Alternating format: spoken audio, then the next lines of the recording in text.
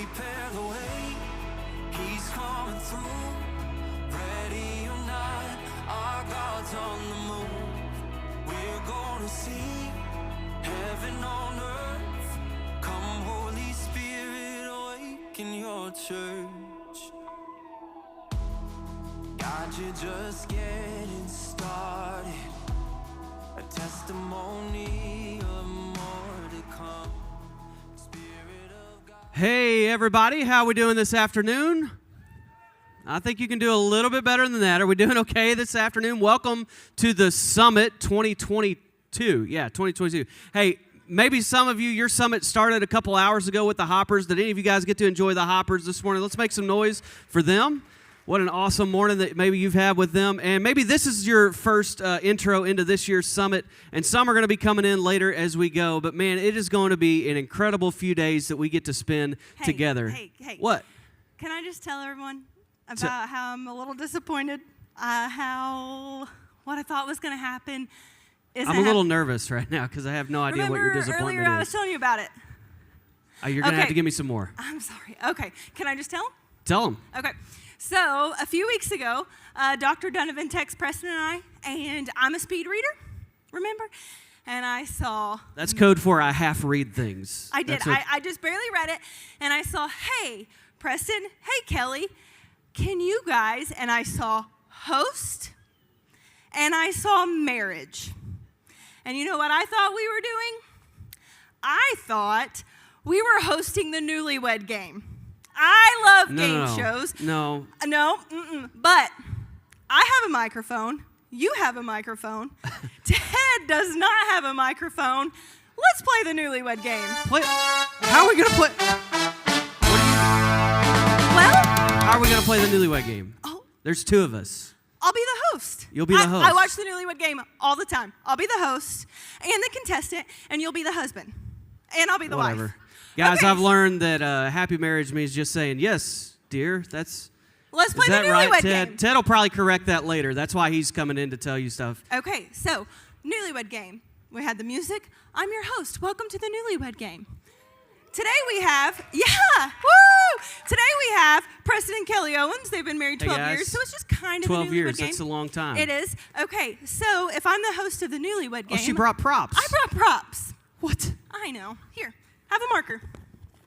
Oh, my goodness. I love the newlywed game so much. Okay, so I'm going to draw a question. I'm going to draw a question, and then we're going to play. So I'm the host right now. All right, here we go. Oh, that's not a good one. I just want you guys to know I'm very nervous right now. I don't like that one.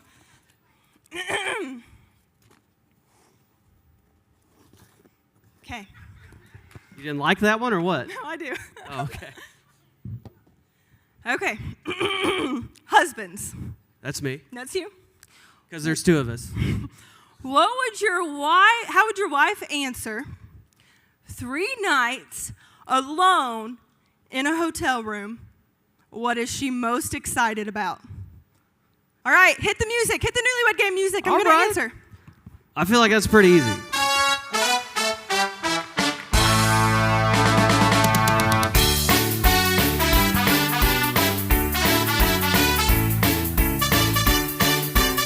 Why are you still writing?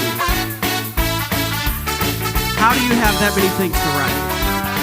There's one right answer to this, right? There's one correct answer. Pretty short situation. Like what? All right, I'm ready. Okay, so wives, what was your answer? Okay, let me put my marker down because it's important. My answer. Oh no, you have to answer what I would say. If I were hosting the newlywed game, well, let's see what say, you said. Nope, husbands. Oh, you want to see what I said? Yeah. Okay, I said free air conditioning, 65, no kids, getting my back scratched, falling asleep at 9:30 p.m.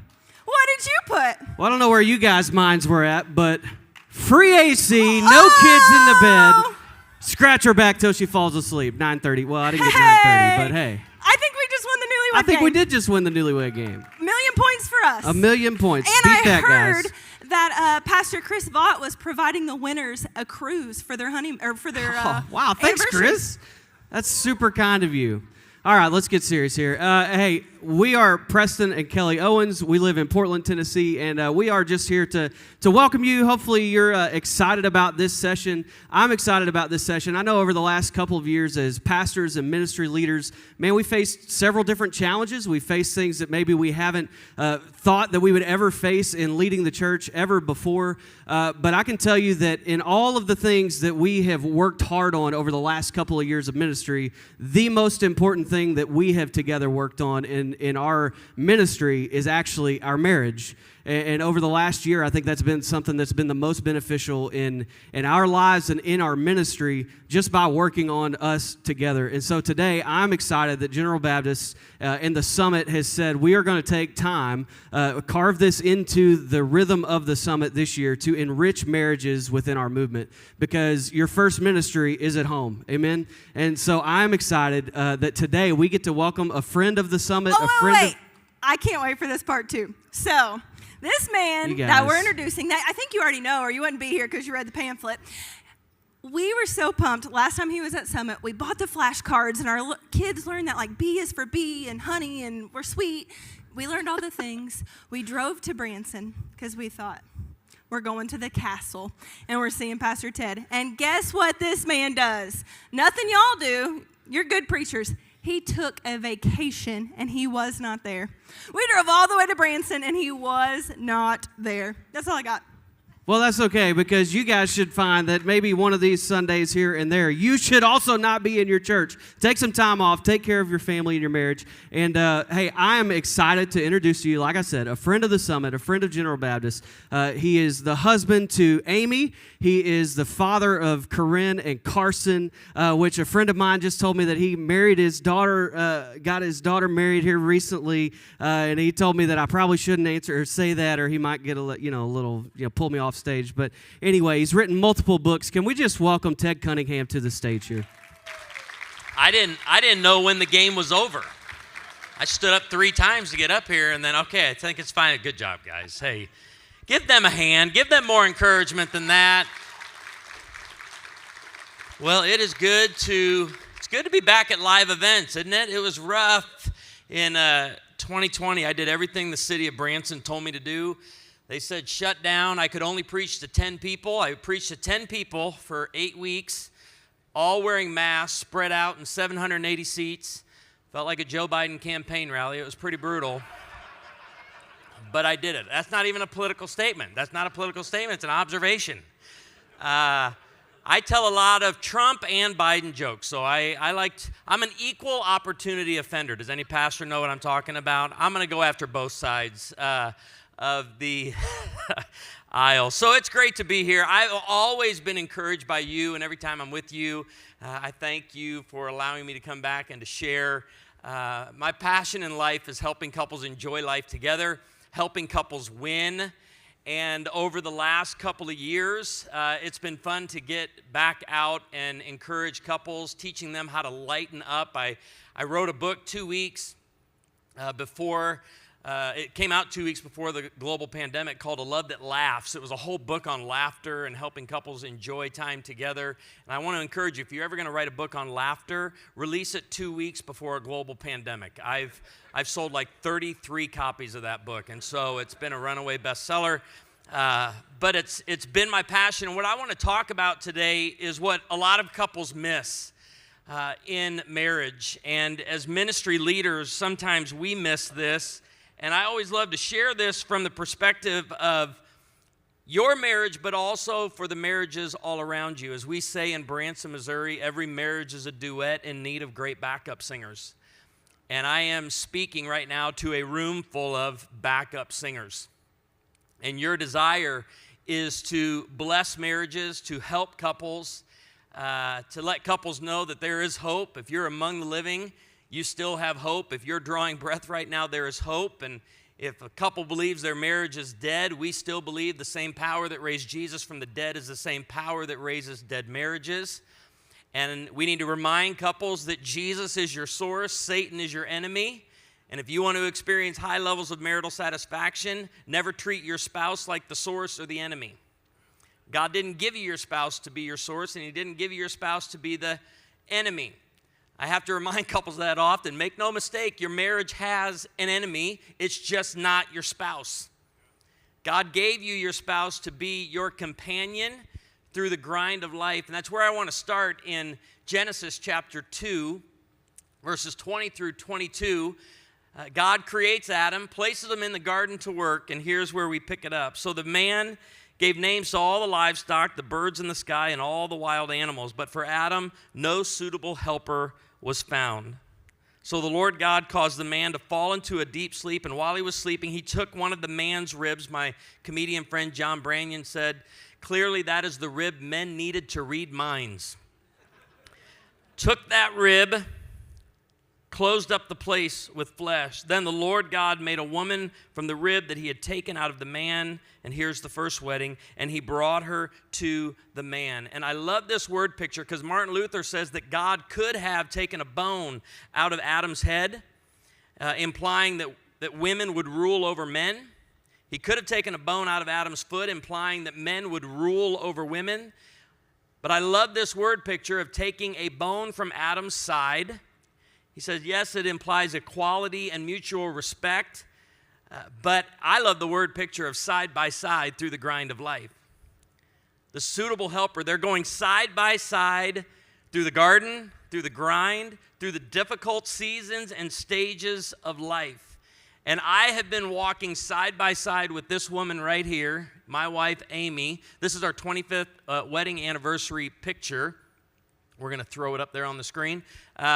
How many of you remember Olin Mills? Would you raise your hand if you remember Olin Mills? Okay, you've never heard of Olin Mills in your life. Would you raise your hand? Okay, Olin Mills, this is where we got our family portraits taken. It was more like mug shots in front of a blue backdrop is what Olin Mills was. And everybody in the country had an Olin Mills portrait of their family hanging on the wall, but those days are long gone. Now photo shoots are high energy. I don't know if you know this. Everything about a photo shoot. You meet in a park and you do a workout to get these pictures. And we showed up to this photographer, and she says to us, okay, Amy, I want you to stand right here. Ted, you go back there 30 feet. I want you to sprint up. I want you to grab her, pick her up, spin her around 360, set her back down. Now, I'm not an athlete. I lack some things like strength, coordination, balance. But I was game. Don't give me a challenge like that. I went back there, and I gave it everything I had. I raced up. I grabbed Amy. I picked her up, and about the 180 mark on this 360 spin, I lost my balance. And for our 25th wedding anniversary picture, I body slammed my wife to the ground with a force. And now I'm at the age, I'm looking at some senior adult friends in here. I'm only 48, but I'm at the age, you don't get up right away after a fall. You have to give yourself a moment, don't you, to make sure everything's still in socket and the bones are still in place. We're laying there. This photographer walks over to us, mouth agape, and she goes, "What? I've never had that happen before." And this is all I said. I go, "Tell me you got that." She said, "No." I said, "I told you we should have stretched before we got this whole thing going." But you know what I love about side by side with my wife? I am married to a strong woman. My wife is a passionate woman. Would you raise your hand if you're married to a strong woman? Do you want me to raise my hand right now? This feels like a trap. I'm married to a strong, passionate woman, and I love this, walking side by side with this strong woman through the grind of life. She loves this show on TV with Chip and Joanna Gaines called Fixer Upper. And I've said if I ever meet Chip Gaines, I'm going to punch him right in the face, right? I hate him. I hate him with every ounce of my being. He's ruining our marriage. Because you don't go moving random walls in Christian homes, right? They're supposed to stay still. Every wall is load-bearing in our home, but I'm passionate about my wife and all. She has a new show with Marie Kondo called Tidying Up. Have you seen this show? Yeah, I hate Marie Kondo just about as much as I hate Chip Gaines. I walk in the closet and Amy's holding a sweater. I go, "What's going on?" She goes, "I'm asking it the question, do you spark joy?" So what happens if it doesn't? I'm supposed to say, "Thank you," give it a kiss, put it in the donate discard pile. She said, "I'd like us to do this with every item in this closet." Now, I believe I speak on behalf of men worldwide. When I tell you, we ain't asking about our jeans, do these spark joy? We're asking, do they fit, do they smell? We pass those two tests, and we're keeping our jeans. Can I get an amen on that one? But where does Amy start with her passion with decluttering, right? Because that's her love language. My wife has two love languages, acts of service and quality time, which means I serve her for long periods of time. That's where you get these two love languages. And in the middle of acts of service and quality time, you get decluttering. It's her passion. She has a core value. It's a simple core value. If you haven't used it in a while, you don't need it. And she's wrong, is what I'm telling you. That's where my father-in-law's at now. He's 75. He's a union guy from Minnesota. And so we get at the dinner table and we mix it up. But now at 75, this is all he does. He sits at the end of the farm table at family gatherings, and as he's eating, if something is said he disagrees with, this is all he does now. Wrong. There's no talking points, no follow-up. So I thought that's brilliant, because in church, right, we give people the opportunity to say they agree all the time. Amen, that's right, preach. But we've never given our congregations the opportunity to disagree. So I told our church, if I ever say anything you don't like or you disagree with, you just yell up, wrong. And I thought that'd be fun for the rest of our time today, is if I say something you don't like, just yell up wrong. When Chris is leading the next meeting here at 3 o'clock, if something's said you don't like, don't worry about parliamentary procedure and all that, right? Just yell wrong. Anyway, so you know I had to throw one parliamentary joke. That's my only parliamentarian joke I got. But she wants, if you haven't used it in a while, you don't need it. And I say wrong. But where does Amy start with this passion? She always starts in the garage. It's every time. She gets the garbage can on wheels. She flips the lid back, and like a grocery cart around the garage, she's trying to find stuff to throw away, and she'll hold up one item at a time, and she'll go, hey, you still using that? I'm like, babe, that's a hammer. She goes, when's the last time you used it? And she'll toss the thing. This is her passion. When she's in this mode, I'm running around the house with the kids going, Mom's coming. If you want it, you better hide it real quick. She's got a garbage bag. Decluttering. But my wife has the best laugh in the world. She has a silent, patriotic laugh. When she finds something funny, she places her hand over her heart. She leans forward, and nothing comes out. I took her to see Jeff Foxworthy once, and he does a colonoscopy bit for 15 minutes.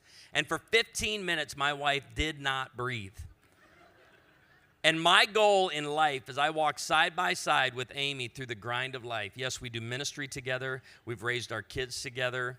But I've made it one of my goals and one of my mission statements in life is to get that silent patriotic laugh out of her, that we would enjoy life together. And that's Ecclesiastes 9:9. You know it's my mission statement in life, but enjoy life with your wife, whom you love all the days of this meaningless life that God has given you under the sun, all your meaningless days, for this is your lot in life, and in your toilsome labor under the sun.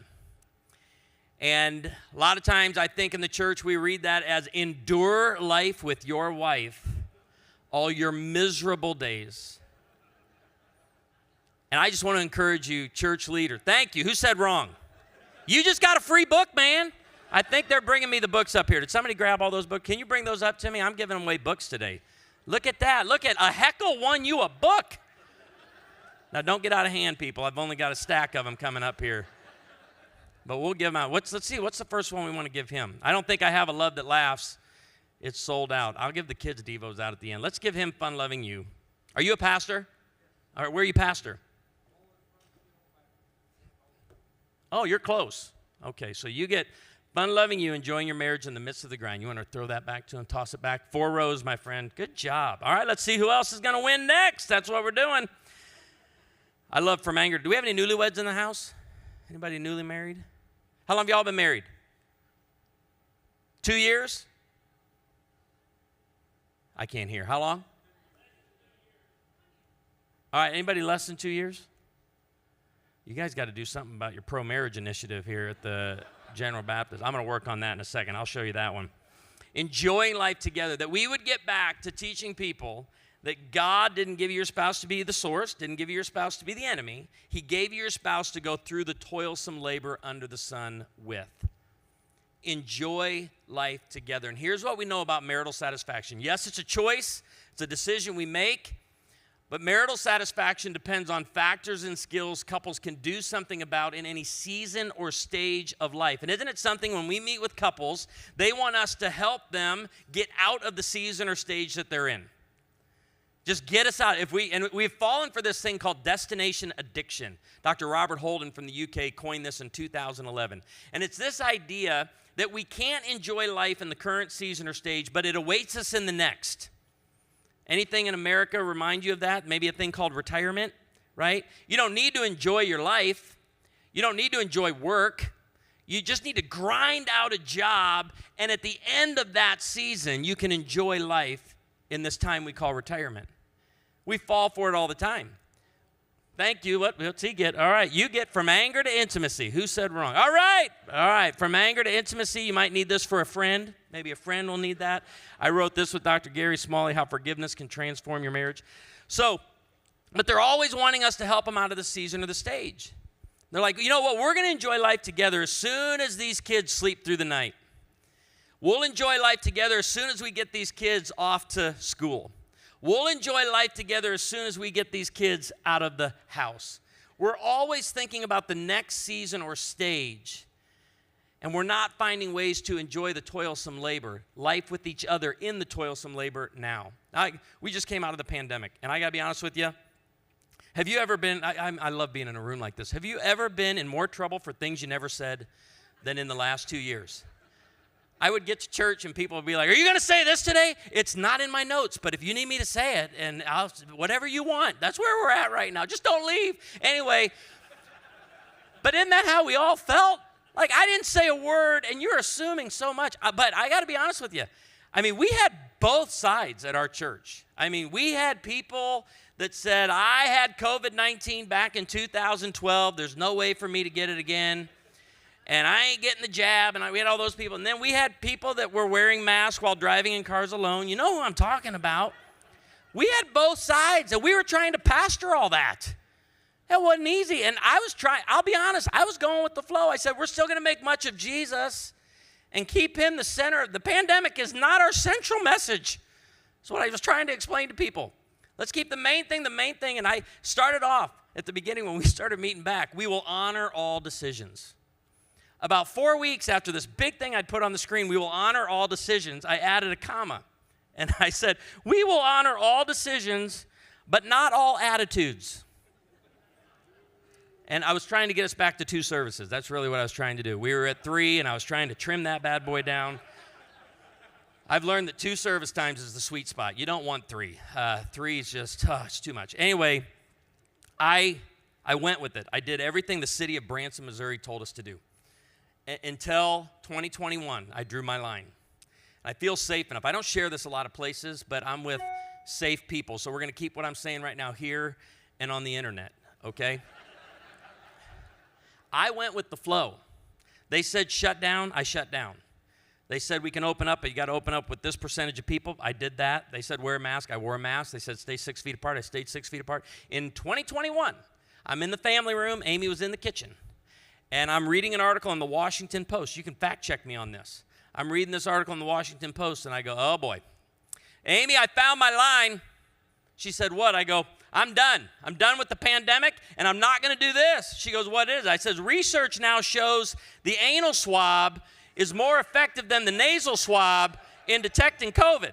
She said, what? I go, they're going to start anal swabbing American citizens. I said, I'm out. I said, that's my line. I'm drawing a line in the sand. They don't say in the article how far they're going in with this swab. But I know the last one tickled your brain. I couldn't imagine what we're tickling with this one. Certainly they haven't thought through drive-through testing on this one. I ain't doing this in a drive-through. You laugh. 2 weeks later, I had to get a COVID test to go on a trip. I pull into Skaggs there in Branson, big sign on a cone that says COVID testing in the rear. I'm like, here we go.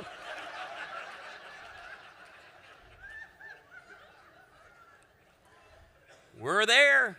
No, I got to stop. I got about 6 more jokes. There's a few people not laughing, and they'll be at your next meeting, just making sure you know that.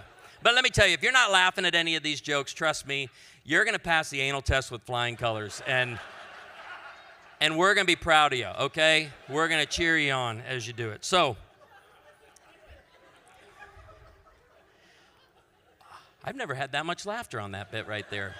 You all, are you sure you're not Southern Baptist? Because I feel that was a wrong. No, you did that just to get a book. You get it, young lady. Anyway, so, but it's interesting to me how that was a season we all went through together.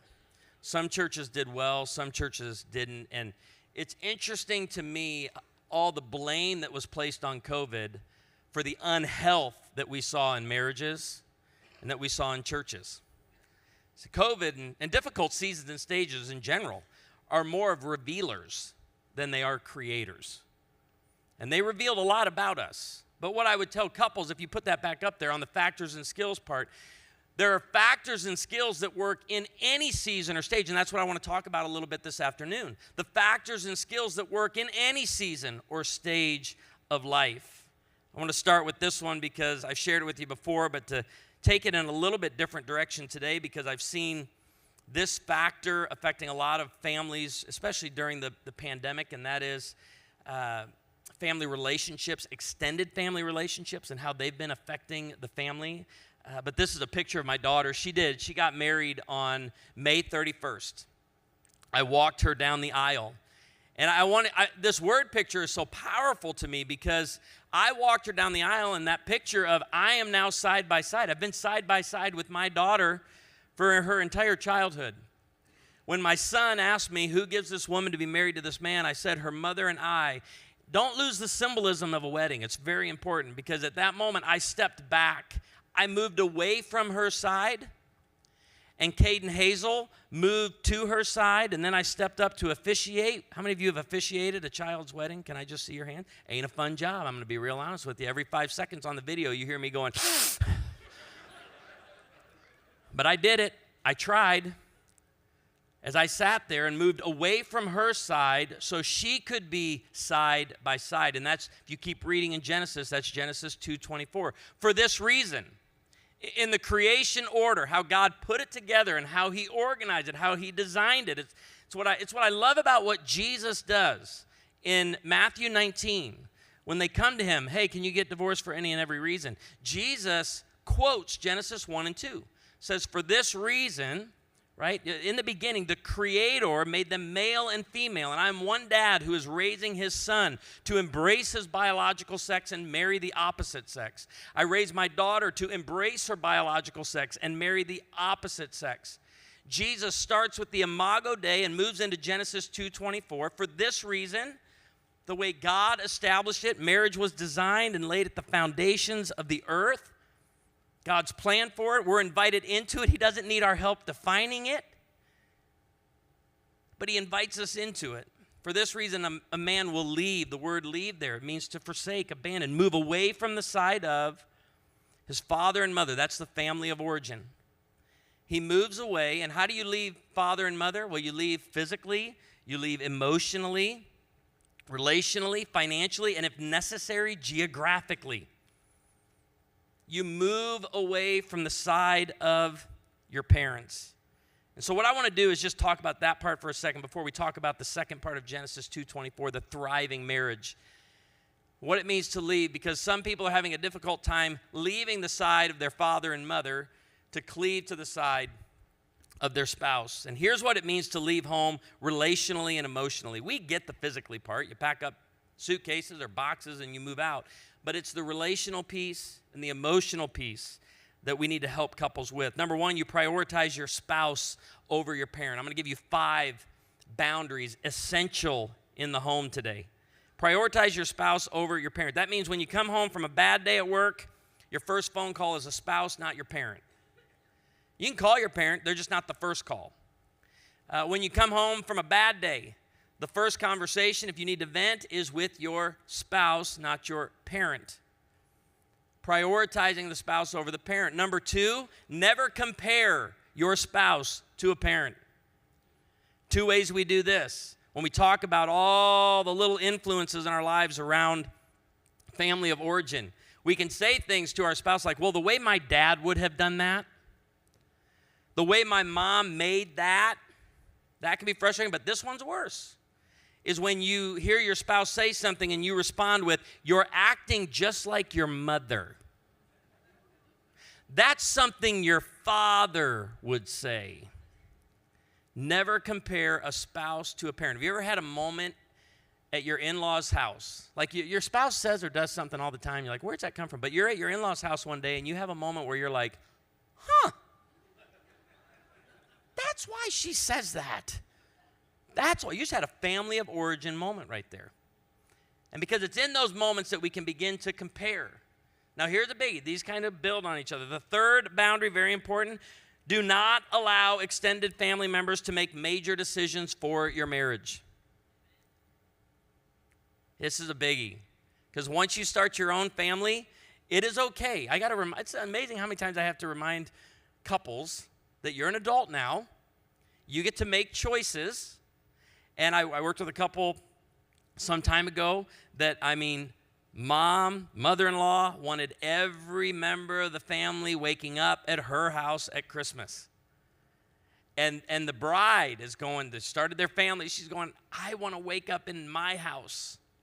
And there was this angst in her, like, I don't get to do that. I don't get to decide that. And I'm like, oh, yes, you do. You get to choose. You get to make decisions where you go on vacation, unless your in-laws are paying for it. But you get to make decisions. And once you start making decisions, this is leaving home relationally, emotionally, and financially now, you're going to upset some people. It's going to happen. That's the fourth boundary. Do not take personal responsibility for a parent's feelings, words, and actions. You are 100% responsible for your feelings, words, and actions.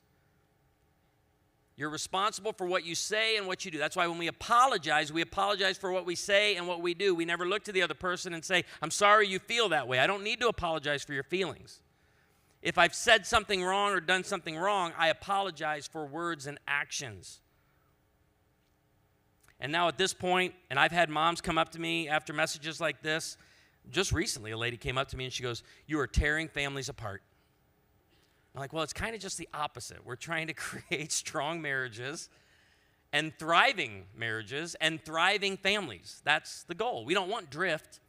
We don't want couples drifting away from one another. And so that's why this next one, if you're a mom in here who hates my guts right now, I want to tell your young people, stop obeying, but never stop honoring your parents. How do I esteem my parents as highly valuable? It's real simple. My mom and dad just want me to spend time at their house. They live 2 streets over. I just stop for a visit. My words, I speak value over them. I'm grateful that I've never really had meddling parents. I'm grateful that I don't have demanding, controlling, or manipulating parents. I'm glad my parents would, allow me to make decisions from a very early age and live with the consequences of those as I would grow and I would learn. So I don't obey my parents, but I am called to honor them. Now this is so important for us to understand. On May 31st, my relationship with my daughter changed. I'm still her dad. It's just a different relationship. And please hear me. It's a different relationship. It's not a bad relationship. It's just different. Parenting is for a season. And we all know what theologian Kenny Chesney once said. Don't blink. Because just like that, you're 6 years old and you take a nap and you wake up and you're 25 and your high school sweetheart becomes your wife. Don't blink. Because just like that, you might miss your babies growing like mine did, turning into moms and dads. The next thing you know, your better half of 50 years is there in bed and you're praying God takes you instead. Trust me, friends, 100 years goes faster than you think. And we all can say this as a parent. The days go slow, but the years go fast. And that season of parenting with me over Corinne May, it went fast. But the bottom line is this. I still get to be a parent. And here's the parenting journey that I love. And I wish we could really help parents with this in our churches. Parenting is a journey from control to influence. If you have small children, toddlers, elementary age, you need to know it's the most control you'll ever have. With every year of your child's life, you're losing control, but hopefully you're replacing it with influence. A mom came up to me in Mississippi yesterday and very emotional and wants influence in the life of her adult children. And I told her, I said, you'll never have influence in the life of your adult child if you're controlling.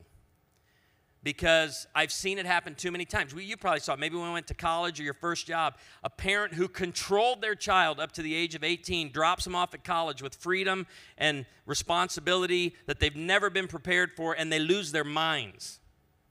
They're not prepared for this. This control to influence isn't they're in your home, you control every move they make up until they leave your home. No, it starts early on. Understanding I'm letting go of the control. Letting go of the control because I want to be a parent of influence. Why do I as a parent want to honor those boundaries I just talked about? It's because I want to be a parent of influence until I draw my final breath or my child draws theirs. I want that influence. I got a text from my son. He was at camp in Florida last week at Passion Camp. And I don't know about you, but as a parent, these are the texts I live for. He was giving me text messages during the sessions of the speakers and what they were sharing. And I just want to share one of them with you. He said, Dad, Ben Stewart just did a message where he went through the history of the translations of the Bible and the analytics of textual differences. That was the best message I've ever heard at camp. And I got that. You know what my first thought was? One of the reasons I don't want to be a controlling dad, my son's 17 sending me that message, I want those text messages when he's 30. When he's raising his kids. When he's in marriage. I want this communication open. I know that I have influence in his life. Isn't this what the scripture teaches us? Deuteronomy 6 says, impress a love for the Lord upon your child's heart. How do you do that? It's from the time, you go to sleep at night to the time you wake up, as you sit at home and as you walk along the way. Paul told Timothy, it's kind of the Deuteronomy 6 coming to life in 2 Timothy, I am reminded of your sincere faith, which first lived in your grandmother Lois. And I'm looking around at some grandparents, and please hear me. Not just because I pastor a lot of grandparents in Branson, Missouri, I believe grandparenting is one of the most influential seasons of life. Don't waste it. Don't squander it.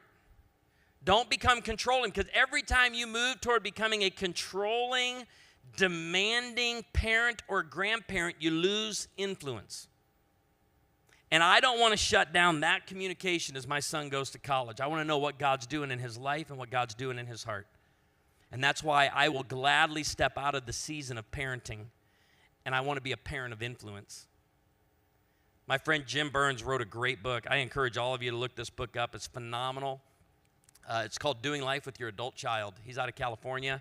And this is his subtitle, but it sums up all of the boundaries I just shared. If you want to be a parent of influence, here's the best thing you can do, according to Dr. Jim Burns. Keep the welcome mat out and your mouth shut.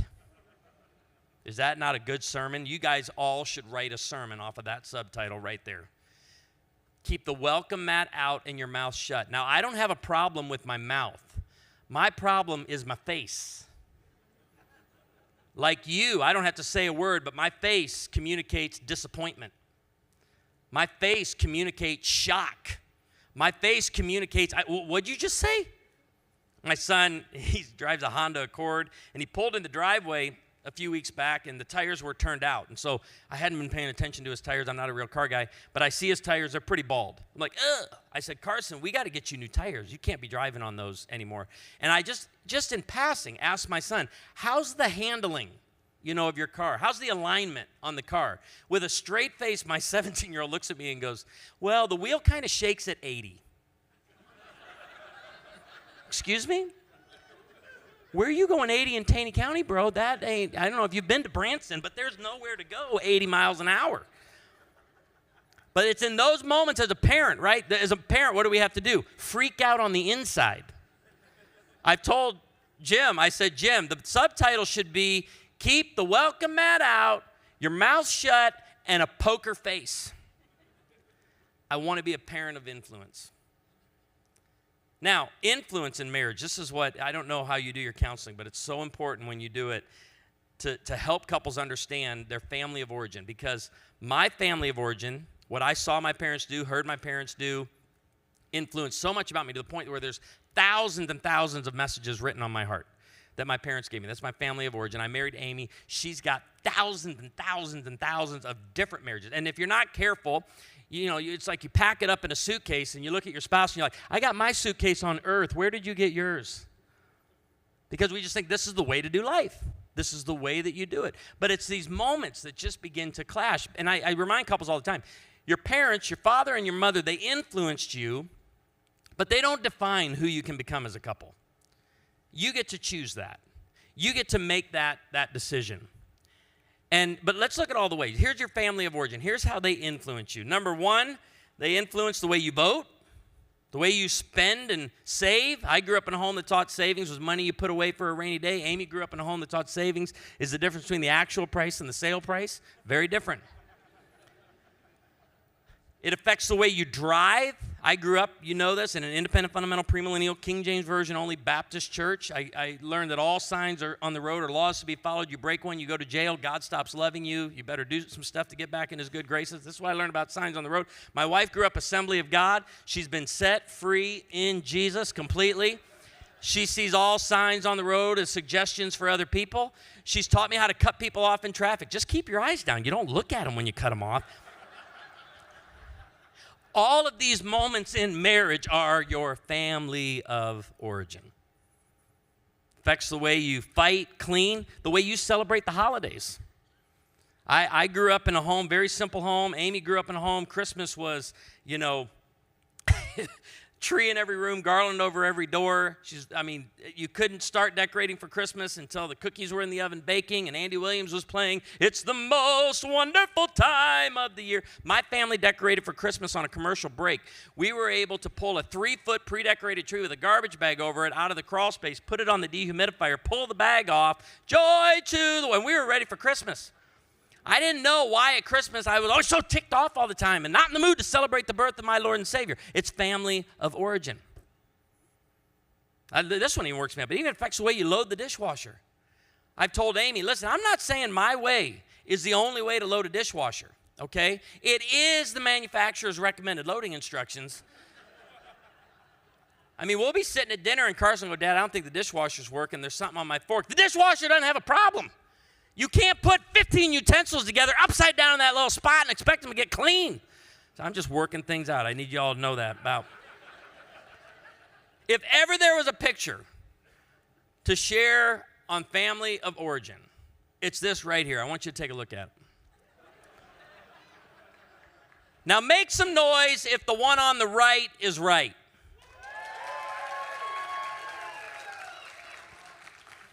Raise your hand if the one on the left is right. I can't give you all a book. You need to buy it because all the money goes to Carson Cunningham College Fund. It's all. Anyway, seriously, who says left is right? Okay, you got it. These are usually our cat owners. I'm sorry, but that's true. They turn it backwards. Anyway, but listen, you're like, I'm married to the person on the left, but there's somebody worse than the person on the left. It's this person right here. That person left a little bit on there so they could not get the new. That's ridiculous. You're lazy, but there's somebody lazier than that person. It's this person right here.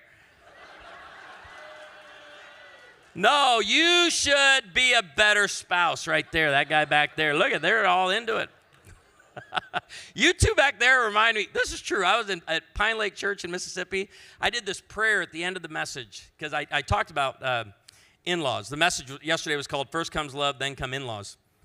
And when I got to the part where, and if you in your marriage are struggling with parents or in-laws, and you would like prayer because you want a great relationship with them and you want to establish, communicate, and honor these boundaries, would you stand? And this woman shot up out of her chair like this, and he was still sitting there. I'm watching this during the invitation. She stands up and she goes, and he goes like this. And her eyes just said, I'm standing because of your parents. Would you like to join me? How many of you, this picture brings great joy to your soul right here? This is still family of origin. That's proper toothpaste dispensing. But you married this person right here. Or worse, you married this person right here.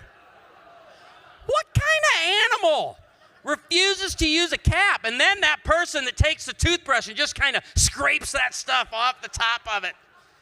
How many of you, this brings great joy to your soul right here?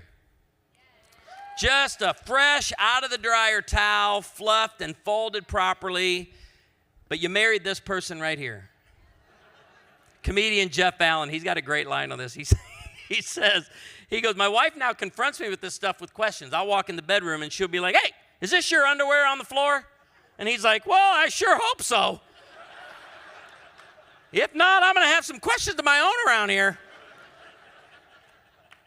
So I'm from Chicago, Illinois, and I marry a Fremont, Nebraska girl. Spent a lot of time in Minnesota, then down in Nebraska.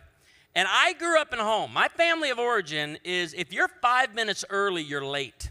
Anybody similar to that? That's how serious time was in your home? Yeah, you had to be there way early, and even then, you probably weren't there early enough. That was not my family. And Amy's family, the first time I was at her house for an extended period of time was 2 months after our wedding. At Christmas time, 1996, and we had decided earlier in the day that we were going to go to a 7 p.m. movie. And I'm like, oh, excited. I was ready to see the movie. We're in the family room, and it's 6:45, and everybody's comfortable. Like, nobody's moving toward the door. Nobody's got shoes on. My father-in-law ain't got pants on. And I asked, I just in my mind went, okay, we're not going to a movie. So I asked my wife, did we decide against the movie? And she goes, oh, no, we're going. Man, it's 6:45 and the movie's at 7. How far away are we from the movie theater? Oh, about 10 minutes. I go, should we put pants and shoes on? Like, should we start making our way toward the door? And she goes, oh, no, we're good. And because I remember, this was 25 years ago. You had to stop at the box office and get tickets, then get your snacks. I mean, there's a little bit of a process. And then my wife said this to me. I don't know how I never figured this out before we got married. She says, but don't worry. You know the first 10 minutes of a movie are previews, and those are no big deal. Oh, I love previews. Your family doesn't watch previews? No, and we sometimes get in just, a couple minutes after the movie starts. Oh, I don't want to go. I don't want to go anymore. And I'm sitting there, you think about all of these moments in marriage. You know what I tell couples? This is the only term you need to know. When your family of origin bumps up against the family of origin of your spouse, NBD, no big deal. No big deal. Why? A different way is not the wrong way. Toothpaste, toilet paper, towels. Some of you are going, it's VBD. It is a very big deal. No big deal.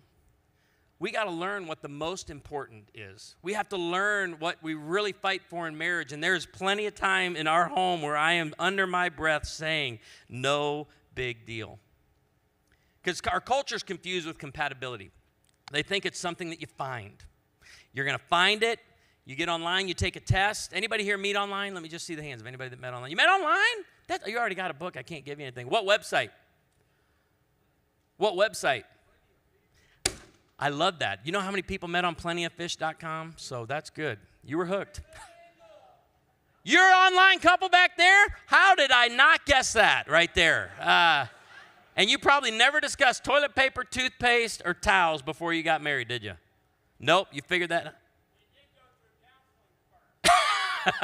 And they don't cover this. They're doing budgeting and all that. We got to figure out which way the toilet paper roll goes. But compatibility, it's this idea that there's a perfect match out for. I call it the soulmate myth too, that God created just the perfect person for you. You got to be on this grand quest to find them. And that's not what the Bible teaches about compatibility at all. It's two becoming one. It's leaving the side of your parents and moving to the side of your spouse. If you want a thriving marriage, we're walking side by side, becoming one together in the seasons and stages of life and throughout all that life throws at us. And here's kind of my definition of compatibility. It's something you make over time. This is why I tell young people who give up on marriage early, I'm like, you don't even know each other. You have so much more to learn. And here's what we know. The seasons and stages of life change us. So even if you figure out the person you're married to right now, give it time, there'll be somebody different later. One of my friends in marriage ministry says, over the course of your marriage, you will be married to 6 to 7 different people. That's how often the seasons and stages of life change us. It changes us because kids change us, bills change us, pandemics change us. I think these are the pastors that did well through the pandemic, are the ones that viewed the pandemic like grief and treated the pandemic like grief and loss. When the pandemic took place, I went into our staff room and I just wrote the 5 stages of grief on the board. And I said, if we want to lead well through this, everything we do, programming, all of our teaching, preaching, announcements, social media, everything needs to work through these stages of grief. And right now, isn't it something, the first couple weeks of the pandemic, we were all in the same stage, shock and denial. We didn't stay there very long because by summer, we were one angry country. Stage 2. And what I saw happening with too many pastors through the pandemic is they were trying to lead at stage 5, like the new normal, let's just go chase it. I'm like, the problem is that's called tone deafness. If you're leading at a stage where nobody is, all of your people are still back here. The pandemic changed us. And working through those changes, right? So this is why it takes time. Something you make. You'll never find it, test for it, or stumble into it. It does not require a perfect personality match. It's a process and a willingness to live in curiosity and fascination with one another as you navigate each new season and stage of life. Amy and I are kind of entering into that empty nesting. We decided after a month of June with Carson at camp and Corinne now married, we're like, man, we still like each other. We still enjoy each other. And one of the reasons we do is because we prioritized our marriage in the home. We eradicated the kid-centered home. Sometimes people hear me saying eradicate kids from the home. That's not what I said. I said eradicate the kid-centered home. Prioritize your date night. Prioritize time with each other. Prioritize an annual abandon. Make your marriage your priority so that as you go through the new seasons and stages. I remember 2 weeks into the pandemic, we hadn't heard of PPP. We hadn't heard of all the ways that people were going to get back to business. We didn't know a lot what was going on. Amy and I, every day, we would sit in lawn chairs in our garage looking out at our chickens. And all morning, for 4 hours, we just heard our chickens laying eggs. That was our life for like 2 weeks. And, if you've ever, chickens, we heard that for like 4 hours. And I'll never forget Amy looking over at me. This was kind of our moment. It's kind of a jolt for me. She said, hey, we're spending a lot of time together, more time than we've ever spent together. Would you call it quality time? And think about it. What happened when we were sent into that season, the pandemic? It broke all of our rhythms, all of our pace, and we didn't know what to do. We didn't know what the next step. I've never more in my life said the words, I don't know. Amy and I would be planning like the next week of church and restrictions lifting, and she goes, well, what about this? I don't know. What about this? I don't know. We have to wait till the next alderman meeting. I don't know. About 2 weeks of that, I got to the point I'm saying, I don't care.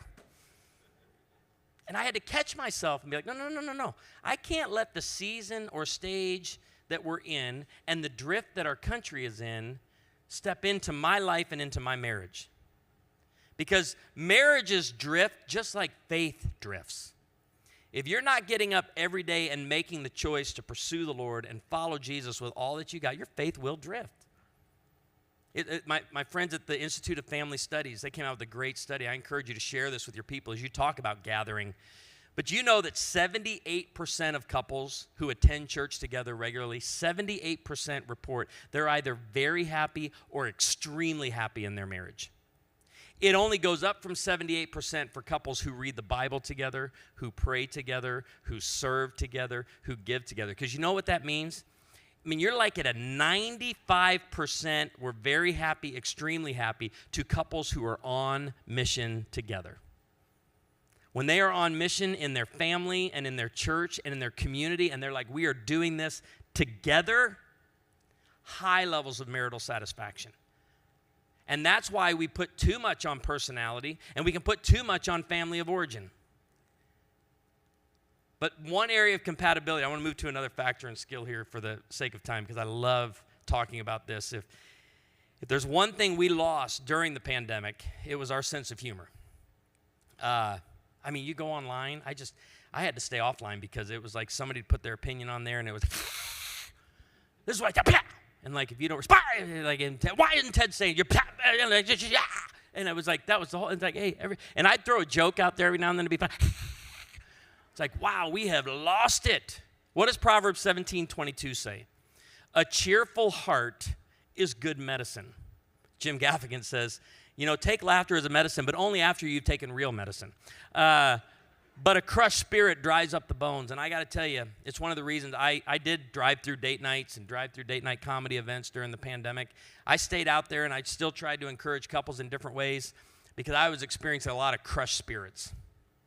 Just marriages crushed, people crushed, allowing the drift to set into their faith and into their marriage from not having the answers and not knowing what next. We were for a year paralyzed with this. I don't know what's going to happen next. But there's one factor and skill that Amy and I drifted from in the first 2 weeks, and I think a lot of it was because I truly was in mourning. People were texting me during services. We were all live streaming, and one of the things as a pastor, my heart during the pandemic, and I know the Lord placed this there. I'm a local church pastor, so I didn't have this desire to be a global televangelist. Like, it never hit me. Like, I'm like, oh great, we're gonna minister to the world. No, we plant churches in other parts of the world. Branson's gonna be my place. And so we did these drive-throughs for 8 weeks during the pandemic. I woke up Monday after we shut down on Sunday in mid-March. I mean, sad. And I didn't label it at the time, but it was mourning. I was grieving. I was grieving that loss. And I called our Chick-fil-A owner-operator, and because we know what Chick-fil-A does. It's the Lord's chicken. I called him, and I said, hey, what would it cost us to open up the drive-thru here in Branson from like 2 to 5 on Thursday or Friday? And he goes, well, he ran the numbers. He goes, it'd probably be like $7,800. I said, great. I said, the church's going to open up. I'm going to get online right now and invite the whole church to meet us at Chick-fil-A. We'll all stand back, but we'll at least see each other. Connection. I think this is the biggest mistake all the pastors made during the pandemic, thinking my people miss seeing me. They don't miss seeing me. They miss seeing each other. They wanted to be eyeball to eyeball with each other. And yes, Paul said, I long to be with you, and I long to be with our people. We opened up the drive-thru at 2 o'clock that first Thursday of the pandemic. And there's 6 ways you can get into our Chick-fil-A, and the line on all 6 ways was about a mile long. And it was the only thing going on in Branson. And the Chick-fil-A owner-operator comes up to me after 45 minutes. It's like 2:45, and he goes, I know I told you that it'd be $7,000, $8,000. You've already worked through $9,000. He said, what do you want to do? I said, shut it down. No, I didn't say shut it down. I said, we'll make it happen. And it ended up staying open till 6. I mean, people, because they had been shut in all week, right, not going anywhere. It was just a moment for our church. And was it worth $28,000? Yes, worth every penny. And we decided we're going to do this every Thursday. And so I waited to the end of the sermon every week. I would tell them where the new drive-thru was going to be, and we did it at Andy's Frozen Custard. We did it at Krispy Kreme. We did a Mother's Day drive-thru. We did the Zoo drive-thru.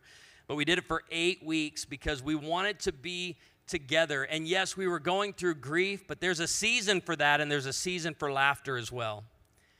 And Amy and I got away from this enjoying life together. For a couple of weeks, we snapped back into it pretty quick. And if you were to sum up the book I wrote, A Love That Laughs, into one statement, it would be this right here.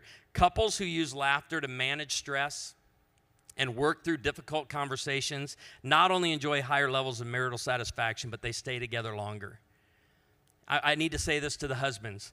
Using laughter to work through difficult conversations, guys, timing is everything. Okay? And she will help you with that. She'll let you know when it's not the right time. She'll let you know when it's too soon. But you can work through difficult conversations and seasons together as you go through it. In chapter 2, I turned in the book with 75 benefits of laughter for your marriage. And the editor came back to me and said, you are absolutely crazy, trim this down. And so I trimmed it down to 50 benefits of laughter. Probably the most fun I've ever had researching for a chapter in my life. And she comes back to me with, it's still too many. I got it down to 38 benefits of laughter for your marriage. And I said, I ain't going any lower. This is it. I wish I could share them all with you today, but I'm only going to share 7. And I'm going to ask that you leave it up here for just a second because I want to walk through these. I think it's important. Humor opens us up for truth. And I can't encourage you enough to use humor even when you teach and preach, because I believe when you get someone laughing, you can cram truth down their throat while their mouth is open.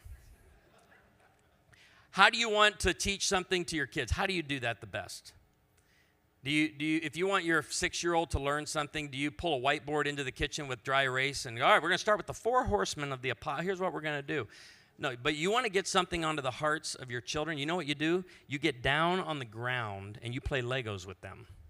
You get down on the ground and you work through afternoon tea with the American Girl dolls. It enters into it, and truth is absorbed in a way with laughter and humor that some of us forget.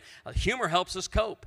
19th century preacher Henry Ward Beecher said, a person without a sense of humor is like a wagon without springs, jolted by every pebble on the road. Good humor makes all things tolerable. And it's time, pastor, it's time, church leader, director, lay leader, it is time that we lighten up. Take God seriously, yourself not so much. Use laughter to cope. I love the next one. Hearty laughter burns calories. Vanderbilt University did a study. They found that you can burn up to 40 calories with 10 to 15 minutes of hearty laughter. So you skip your workout today. You probably burned 80, maybe 100 calories in this session. But watch a comedy. And here's the cool thing about this. Your mind knows the difference between fake and real laughter, or forced and real laughter, but your body does not. So I tell you, if you can't figure out a way to laugh, fake it. Let your body reap all the benefits. Okay?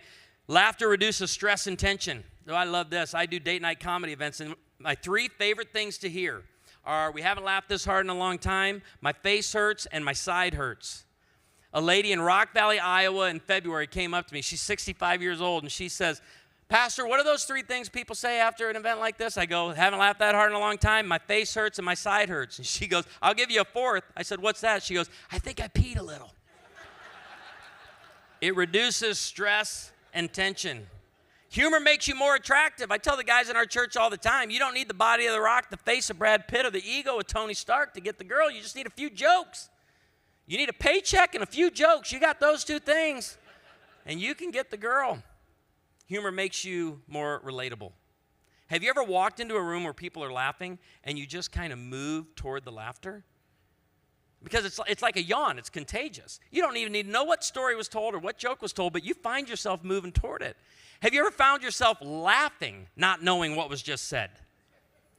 My friend, Russian comedian Yakov Smirnoff, says, laughter is a universal language. It bonds us together. We all laugh in the same language. And can I just add this in since we're talking about laughter? Yakov is 70 now. And how many of you have seen Yakov's show in Branson?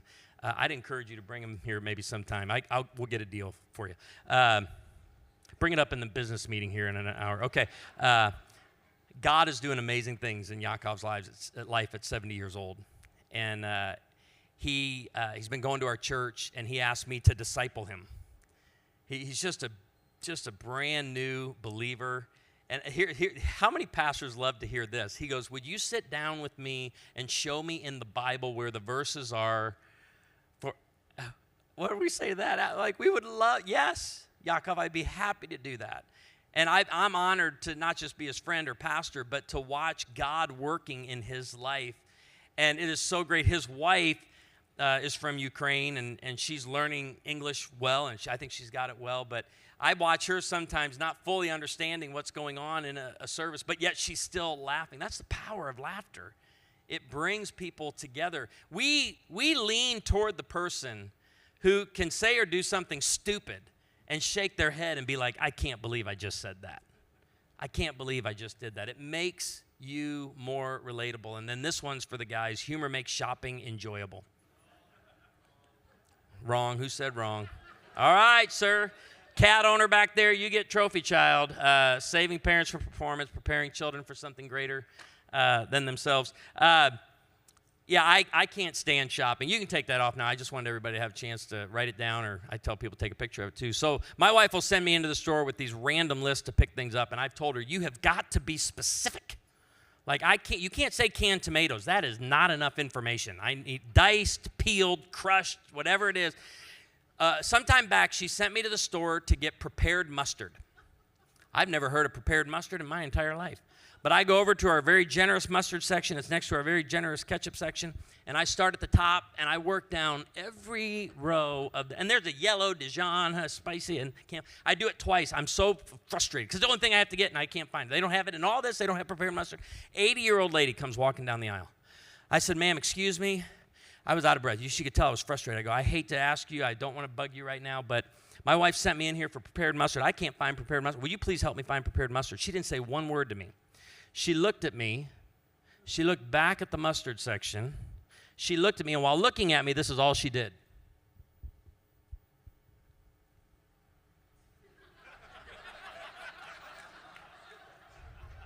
How many of you just learned what prepared mustard is for the very first time? You're like, I never knew what it was. When were they going to tell us? I just found out. Here, let me give you the secret on this factor and skill. Stop trying to be funny and just start looking for it. It's everywhere. It's everywhere. You're going to find it everywhere. We were recently at the grocery store, and my wife sent me over to get something. I passed this. It made me laugh, and it was worth me picking it up and taking it back to her to try to get that silent patriotic laugh. I'm not going to say a word about what I took back to her. I'm just going to show you a picture to see how you respond.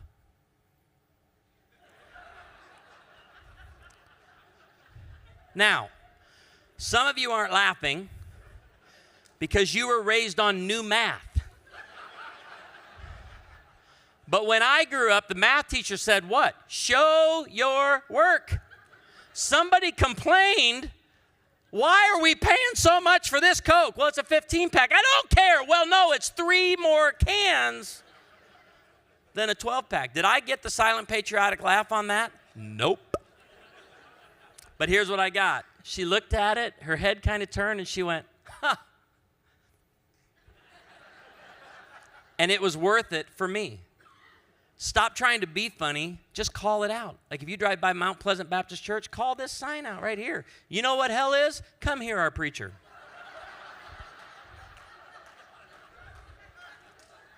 That's a great sign. And if you drive by that without calling it out, you got a problem. My friend John Branyan, he's a comedian. I shared with you at the very beginning his take on Genesis 2, but he has a great bit on this, and if you look it up online, it's hilarious. But he told me once, he said, Ted, you know you live 45 minutes north of a town called Flippin, Arkansas. I said, yeah. He said, have you not stopped to think that every single thing you see in Flippin, Arkansas is hilarious? So Amy and I took a field trip. This was the first thing we saw. You can't invite your lost friends to the Flippin' Church of God. Can you imagine something going wrong on a Sunday at this church? 911, what's your emergency? Yeah, I'm at the Flippin' Church of God. Somebody get me the flippin' cops.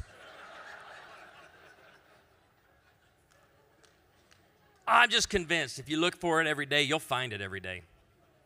Whether it be toilet paper, towels, toothpaste, going to the movies, previews, the way you drive, the way you save, the way you spend, no big deal. I want to encourage you, yeah, we're still going to have our difficult seasons and stages, but enjoy life together. I have a dear friend, Pat Kershaw in Branson. She's a retired missionary, 88 years old, and she spent 60 years working for International Students Incorporated.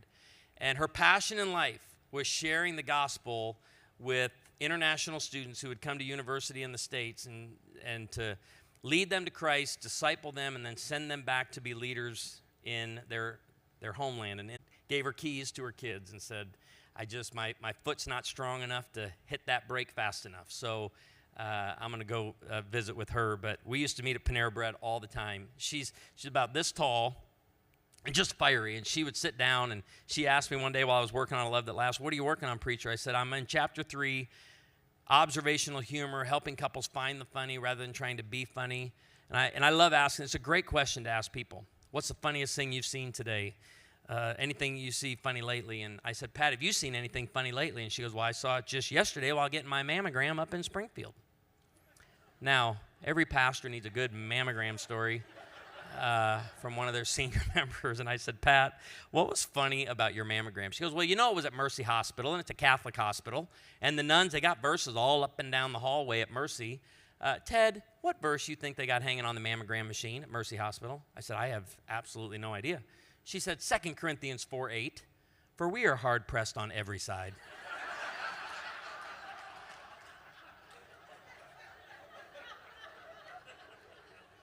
Let me finish the verse. For we are hard-pressed on every side, but not crushed.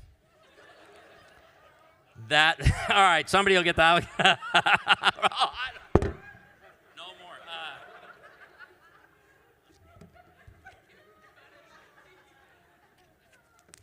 I've been to some churches where the pastor's like, yeah, don't do that mammogram joke, but you all are pretty laid-back group. I hate to tell you that. I'm trying to help you with your next meeting in 30 minutes is what I'm trying to do.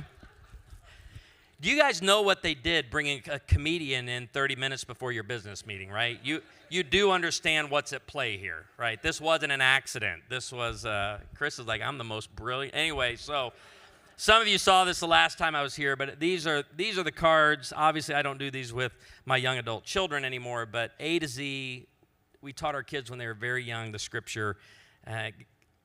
God's word upon their hearts was our passion in life. And again, to get those texts like I got from my son, I know God is working in his heart. He's passionate about apologetics. But if you haven't seen these, we would start every night with the A.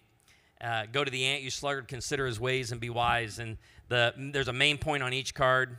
All of it comes from critters, stuff from nature and the scripture. And the main point is hard work. There's some talk time with questions, and we'd start at A and work up to the new letter. And after a couple of months, your kids, your grandchildren will have 26 passages of Scripture memorized.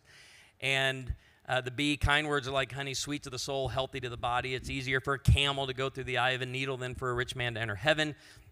As a dog returns to its vomit, so a fool repeats its folly. The eagle is unlimited power. The fox is marriage. And who has small kids? Did I see anybody? How old are your kids? 7-year-old is perfect. Who are you pointing to? How many kids? You already got them. Do you have them? 7-year-old gets them. Okay, you're sitting too far back. No. How old are your kids right there? Beard.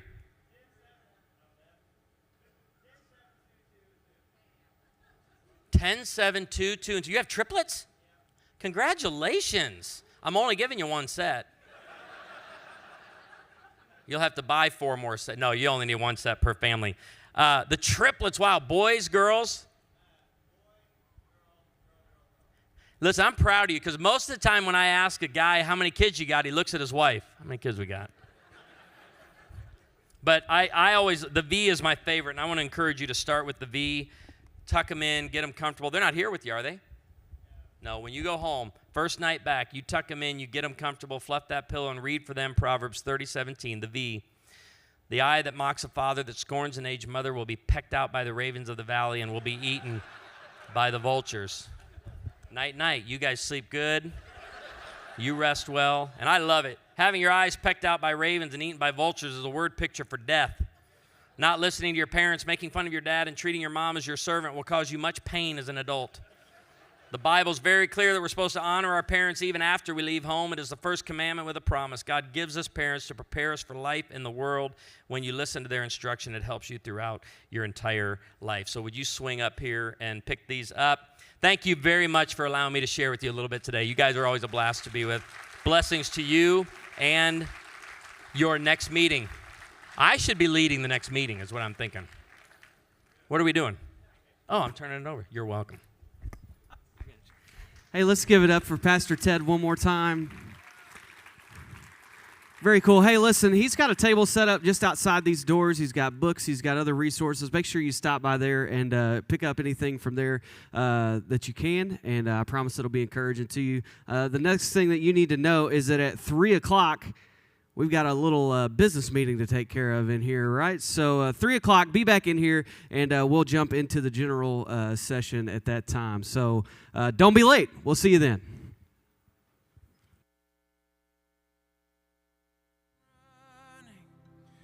I find grace on repeat. You welcome me with open arms, no matter where I have been. Every time I surrender, Every time I fall, I find grace more precious than I did before. So I'm gonna